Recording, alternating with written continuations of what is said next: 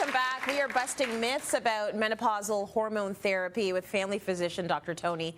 And joining the conversation is Cityline model Lori Dawnolyn. So we usually see her on Fridays.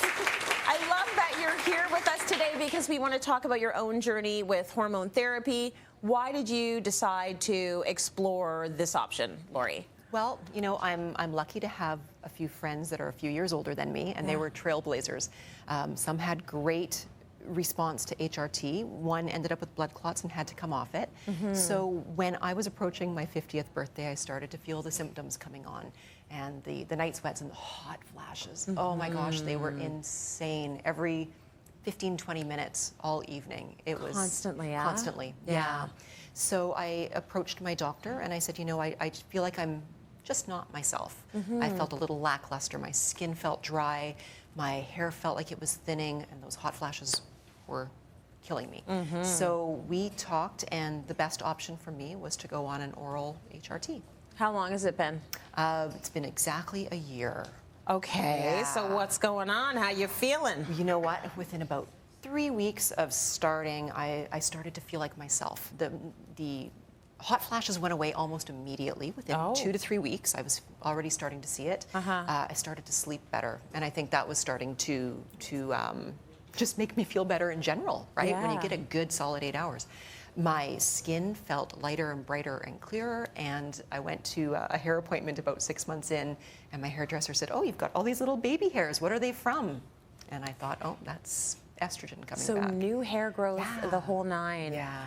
Okay, so the one thing that was sort of holding you back a bit was your friend that had blood clots. Right. She had experienced that. Dr. Tony, can you talk to us a little bit about just this relationship with being on hormone therapy and blood clots? We actually have some newer formulations of estrogen now. So there's transdermal applications. So these are patches, creams, gels, or a vaginal ring that you can use. And because they bypass the normal processing that happens if you ingest it orally, it actually doesn't have any of the increased risk of blood clots. So it's really important to recognize that if that's a concern for you, if you've had previous blood clots, you could still be a candidate. You would just need to use a transdermal. Oral menopausal hormonal therapy does have a slightly increased risk of blood clots. That risk increases with age. In terms of actual numbers, again, if there's 10,000 women on menopausal hormonal therapy, there's about 8 to 9 on average new blood clots in a year's time. Lower if you're closer to 50, higher if you're closer to 60. Okay, good to know. I started HRT, but what are we calling it now? Help me out. MHT, menopausal hormonal therapy. I know, it doesn't roll off the tongue. Now MHT. I started MHT a couple of weeks ago.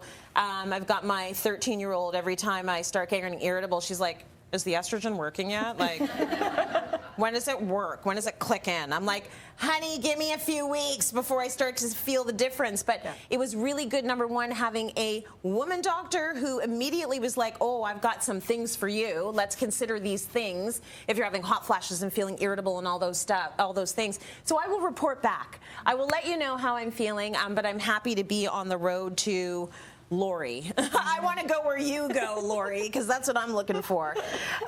Advice to women who are interested in menopausal hormone therapy but still on the fence about it. I'm going to get you to answer that while I go out to the audience. What would you say to them? I'd say definitely chat with your family doctor.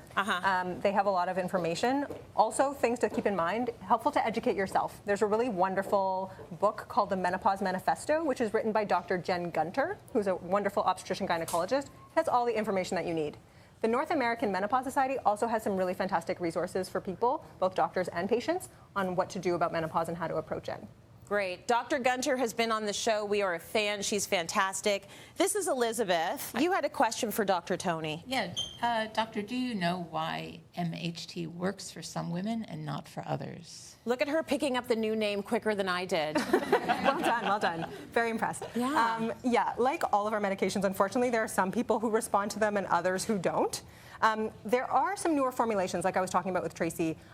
So some of the newer products are sort of closer to our physiologic hormones. So it might be worth a try if it's not working for you to talk with your physician about changing the dose, changing the medication, and considering other options, because there are other options. It's not a one-size-fits-all, unfortunately. And once again, I guess if you're with a physician that is not sort of listening, ask for those other options, right? How long does it take to kick in, usually? Yeah, so typically Typically, we say about 6 to 8 weeks. I feel like Lori got the benefits quite quickly, which is fantastic, and I wish that happened for everyone, but sometimes it can take a bit longer before we start to really know. Good stuff. Thank you for your question, too. That was great. We're going to go to break. We got more coming up. Stay with us. Good questions.